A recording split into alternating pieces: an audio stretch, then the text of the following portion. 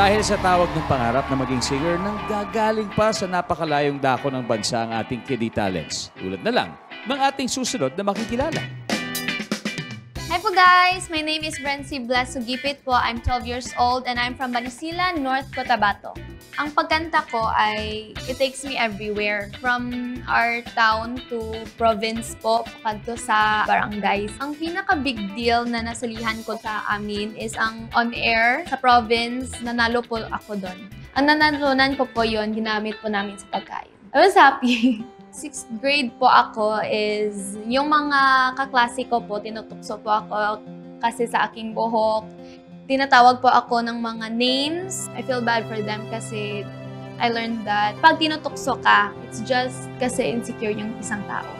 Gusto ko pong maging inspirasyon sa mga batang katulad ko po. Don't just stand there. Keep moving forward. Oh my God!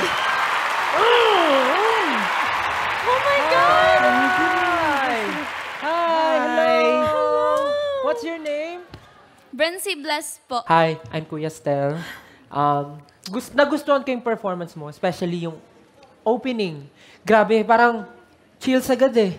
Grabe, iba yung atake kasi with that song, iisipin mo, parang rakrakan siya, pero sinimulan mo siya ng sobrang kakaiba. Pagharap ko parang sabi ko, parang sana umikot ako, pero sayang, hindi talaga, I think hindi lang ako yung perfect for you as your coach. There was a certain oomph or power lang ang hinahanap ko doon. Nung una pa lang talaga, naramdaman na namin yung attitude, which is a good thing. For me, napakaganda ng boses mo, napakabata mo pa.